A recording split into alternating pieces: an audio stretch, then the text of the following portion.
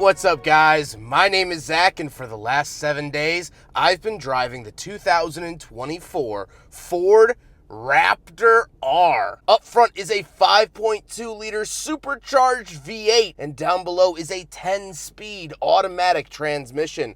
Now, I am super excited to be making this video because this truck will probably go down as one of my favorite press vehicles I've ever had the privilege of driving for a week. I mean, just look at it on paper. 5.2 liter supercharged V8, Baja suspension. And you know what? Stop looking at the paper and just look at this dang thing. It's friggin' cool.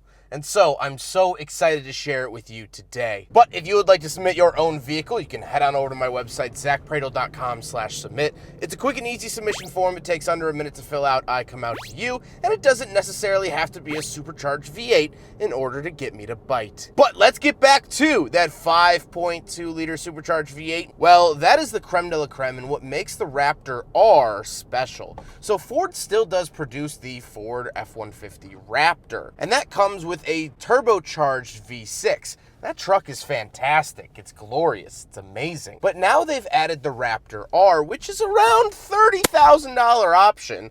And believe me, you get more than just the engine, but the engine is that big upgrade. They've brought the V8 back to the Raptor name, and well, they threw a supercharger on it as well. It makes 720 horsepower, which is 20 horsepower more than the 2023 Raptor R, because the TRX made over 700, making more than the Raptor R, so Ford came back and added 20 horsepower to reclaim their throne. This is known as the Carnivore V8, which is not only a fantastic, scary name for a V8, but it is based off of the Voodoo V8, which is what's in the Shelby GT500 Mustang, but this was tuned and changed a little bit for a little bit better low-end torque because the truck is so massive at 6,100 pounds. Fuel economy, we don't like to talk about. It's 10 miles per gallon.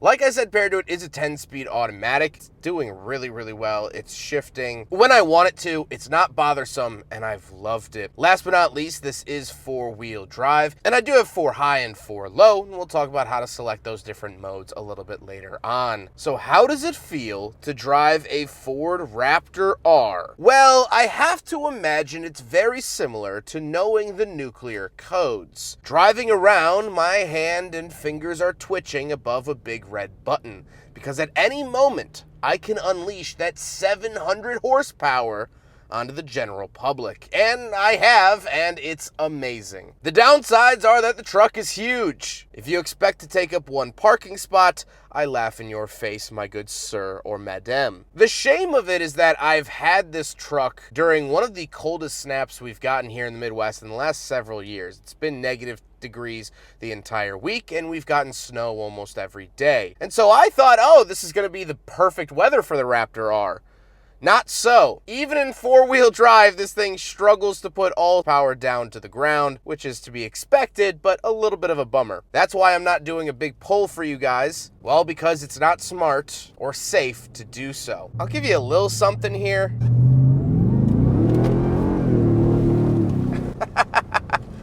The supercharger whine doesn't bark in your ear. It's very subtle. It's there, but you might mistake it for an accessory belt whirring as well. It's not loud in your face like the TRX, but I've kind of grown to like that, and we'll talk about that a little bit later on in the final thoughts segment, but there is supercharger whine, don't you worry.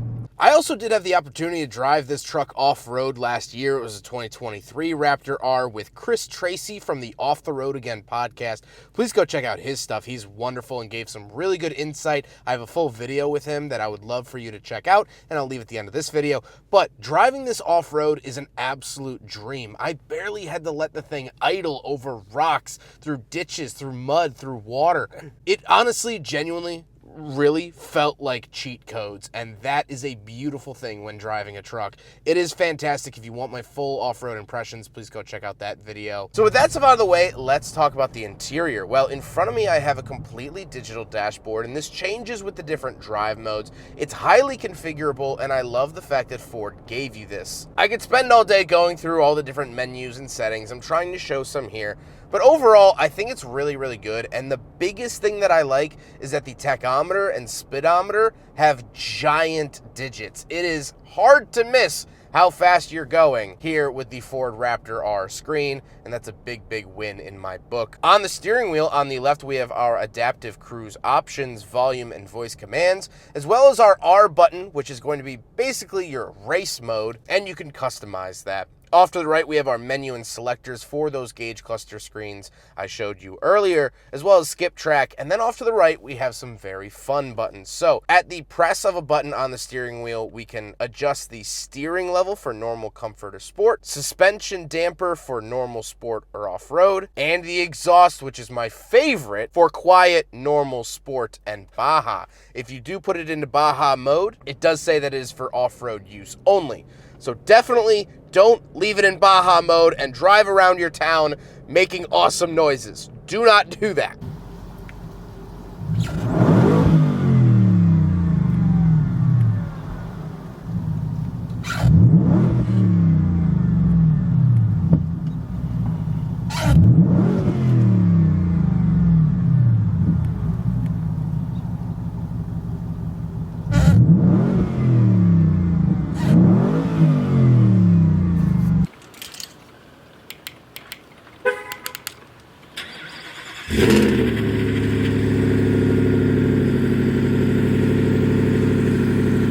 However, speaking of that, in the center screen, you can actually set quiet hours. So when you start the car between a set time, I have it 8 a.m. and 8 p.m., it'll start it in quiet mode and not piss off your neighbors. Please, please, please do this. Please be courteous. Once you get out of the neighborhood, throw it into a louder mode if you want, but the 4 a.m. Baja exhaust ain't that cool. The overall steering wheel is really nice. It does have this red or orange line up at the top, and I was very skeptical because I think that this is kind of cheesy. However, I actually drove a different Raptor R off-road last year, and I found that it was very, very useful. And I'll leave a link to that video, my off-road impressions of the Raptor R as well, but I found this red line very useful. Off to the left, I do have a climate vent, mirror lights, my tailgate release, headlight switches, dome lights, gauge dimmer switches, my power parking brake, and my pedal adjustments. And moving out of the door, we have 3 different levels of memory seats, lock and unlock, power mirrors, and power windows.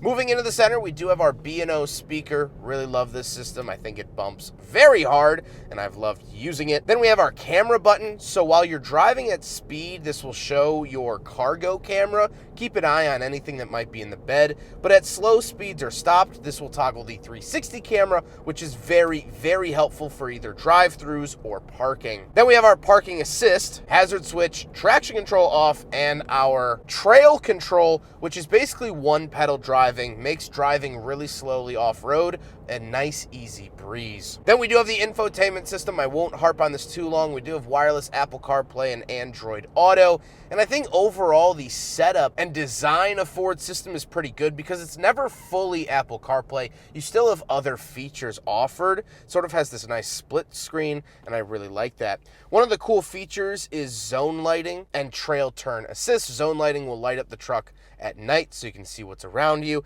and trail turn assist basically locks an inner wheel to sort of cut down on that turning radius while off-road. To the left of that, we do have our Pro Trailer adjustments, as well as trailer brake adjustments below that, and our 4-wheel drive settings for 2 high, 4 automatic, which I've been leaving it in when driving around in the slush, and 4 low, which has been very helpful for getting up my frozen driveway this week. In the center, we have our radio controls for volume and tune, and our climate controls, heated ventilated seats, dual zone climate, fan speed, everything you really want. And off to the right, we do have a 12-volt outlet as well as a standard American plug outlet. Very, very nice to see that. Then we do have this openable cubby with our USB inputs, both USB-A and USB-C. Love seeing that mix of tech. And a wireless charger. We can close that up and come up to the center console. Off to the left, we have the shifter, and this does have the folding shifter from Ford that will lower the shifter so you could open up this giant table.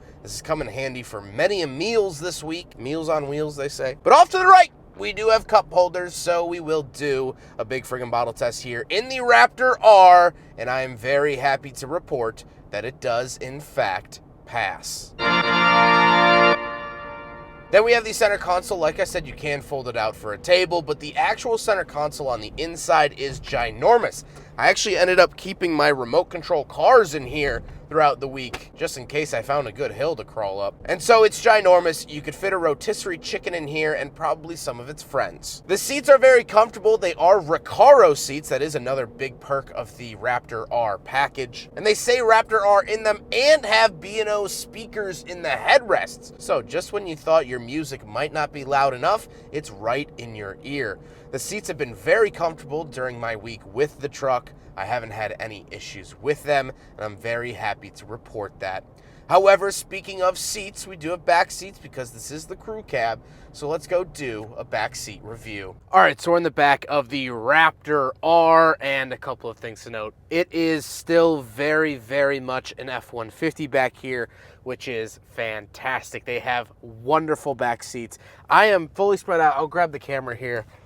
Knees are not even coming close to hitting the seat in front of me. Look at all of this space back here. We do also have a 12-volt outlet, if I can open it properly, heated seats, USB-A and USB-C, and a regular wall outlet. Tons of goodies back here. We can also open this up. Cup holders. This is a power sliding rear window, so up there actually is a button to slide that open. And these seats down here actually do fold up. I could show you on this one for added storage space. The one I'm sitting on does that as well. So very, very cool to see that. We have our own B&O speakers on the door here. Nice big open windows. This back seat is an absolute win. However, speaking of space, let's hop out and do a bed review. All right, so we're on the back of the Raptor R. I feel like that's how you have to say it. Double tap here on the key fob, and we do have a power release tailgate. It is not power back up, but it is power down, and we love to see that. Once we are back here, a standard size bed. This is not extended bed or anything like that. We do have some LED lighting over there, some tie downs and whatnot. Bottle opener, gotta have that. And we do have a outlet right in the back. Nothing too crazy about the bed of the Raptor R, but very, very cool. Tailgate is a little heavy, but we do have a button here. Power tailgate down like that again. And we do have these really nice little inlets so you can C-clamp something down onto the tailgate. Really nice work truck stuff also found on the Raptor R. But my favorite part is that you lock it, double tap. Good morning. Now we gotta talk about the looks, and it is very orange, but I love the look of it. We're doing this walk around, and I think this truck is just so beefy, so manly, so in your face. And I love that. I've loved looking at this truck. Every time I see my reflection in a shop window, I smile like a third grader. And that is a beautiful sight to behold. But then you turn off the lights at night, and boy, does it look mean with those parking lights on. The 3 lights at the front, which are legally required because this truck is so wide. I mean, what more can you say beyond that? With all of that being said, let's get on to my final thoughts. What do I think having driven the Raptor R for the last 7 days? Well, first of all, before we do any comparisons to the TRX, which we will do in a second, this has been the biggest privilege ever. I caught myself almost tearing up the other day, because if you would have told me when I started this whole journey here on YouTube that Ford would give you a $110,000 supercharged pickup truck for the week for you to drive and do whatever the heck you wanted with, I wouldn't have believed you. This is higher than anything I ever thought I could ever achieve. And so I just want to say thank you not only to the Ford Motor Company, but everyone who has supported me over the last couple of years. It's most certainly not lost on me, and I am incredibly privileged to be bringing this video to you today. But let's talk about the TRX. This truck is built to compete with the TRX. Now, the Raptor R really started, or really the Raptor started this battle, and Ram responded with the TRX. So then Ford responded with the Raptor R. You see, the TRX offered a V8 when the Raptor didn't, and so Ford said, well, we got a V8 in our back pocket, we can do that too. The main difference between the trucks, because they're both insane supercharged behemoths,